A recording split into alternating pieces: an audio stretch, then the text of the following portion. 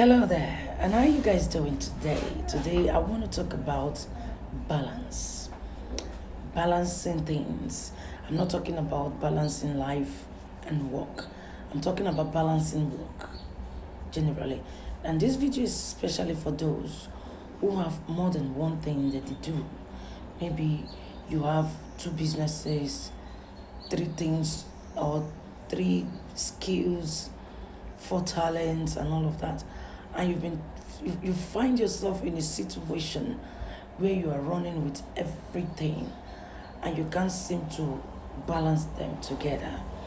And you are the one I want to talk to, because somehow I find myself in that situation recently. I've been doing this, and suddenly I got caught up with one and I can't seem to balance the others with it. And I've been thinking about it for a while now. And over the weekend, as I was thinking, cracking my brain, what do I do? How do I go about it? The Lord just dropped in my spirit Matthew 23:23. Matthew 23:23 is a scripture that a lot of people have misunderstood regarding tithe, but it goes beyond just seeing tithing inside of it. In that scripture, Jesus was telling the teachers of the scribes and Pharisees that they love to pay the tithe of all means, the tithe of means, the tithe of comings, and all of that. And they left the weightier matters behind. Weightier matters like justice, mercy, peace, and all of that. You see, in the world we live in, the weak and the helpless, they have no voice. This is a world where the rich love to oppress the weak and the helpless. I'm talking about the rich that are authoritative, the rich that don't want people to match them. So if you peradventure find yourself in a cycle and something happened, they look for every means to want to suppress you. So Jesus was telling them that they leave the matters of justice, peace, that's giving justice to the weak, to the helpless, settling scores within people and giving them their rightful thing and rightful place. Let me put it that way. But then, what I'm talking about today, not particularly the scripture, but because the Lord dropped that scripture in my spirit and I was wondering why Matthew 23:23, and the Lord said balance. When I heard the word balance, I was asking myself, what has this scripture got to do with the word balance? And the Lord said to me, my spirit is balance. Everything that God has placed in your hands. We live in a generation where one stream of income is not enough anymore.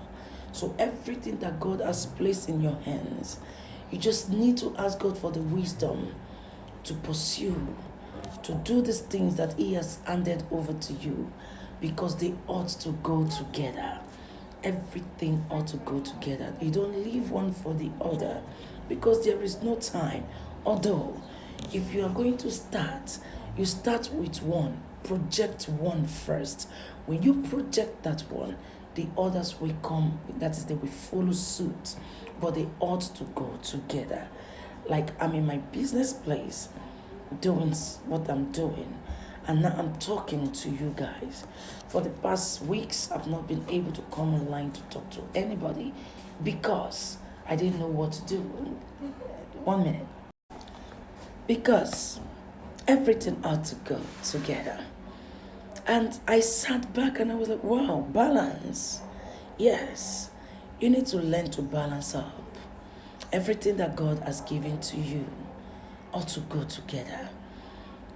Whatever God has placed in your hands, all you just need to do is to project one and secretly be taking care of the other ones. Because actually one could just be something that you will need to use to generate fund, to fund the other projects. And by the time God will bless you, you may not know the angle at which He will come from. If it will come from the one you're projecting, or from the ones that you've been doing secretly. And that is why, in the world we live in today, looking at how things are going, whatever you know that God has placed in your hands, ensure you run with it. Put it in motion. Don't let it sleep, and don't leave it dormant. Ensure you run with it, because God can come from any angle. Now, what do you need to do if you must balance what you do? You must learn time management. That's number one. Time management. Managing time. Learn how to manage time. Maybe you're like me, you've started doing these things already, and all of a sudden you just caught up with one, and suddenly you don't know how to go about it.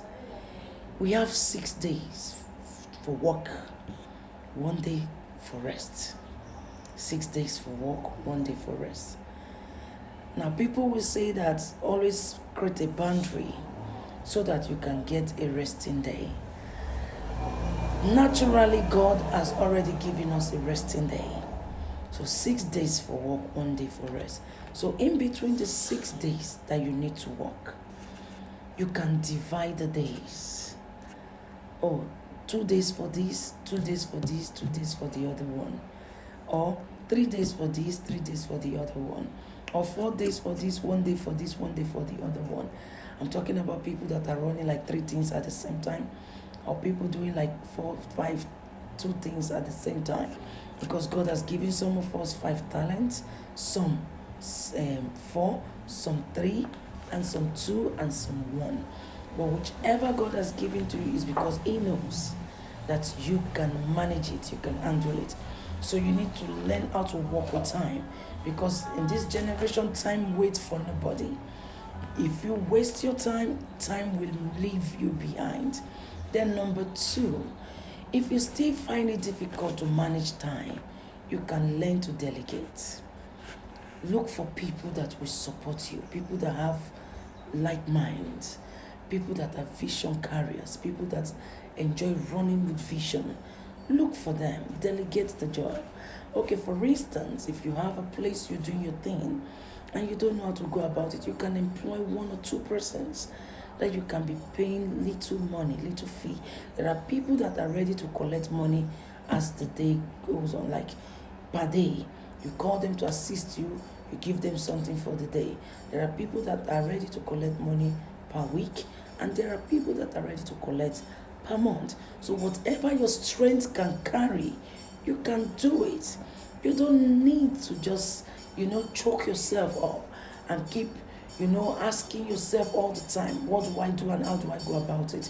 You can set everything you do in motion and look for people that will assist you if you cannot do it alone. Then number three, sets a clear definition. Set a clear definition of what you want to do. It is very important. That is, when I mean set a clear definition, that is have a clear picture of what you are doing. It's very important how you want to do it, and make sure that you follow suit. If you have set it, this is what I will be doing so day. This is what I'll be doing so day. Make sure there is boundaries. You don't mix this with this. You don't fix this in this one time. Let it be clear enough so that even you that have set it will know that this is how it ought to be. You don't need anybody to come in between anymore. It's very important, because the world is a crazy place now. If you just want to rely on one stream of income, you might end up breaking down. And if you are the type that is running with your God-given vision, your gift, your talents, your skills, business ideas, keep running with it.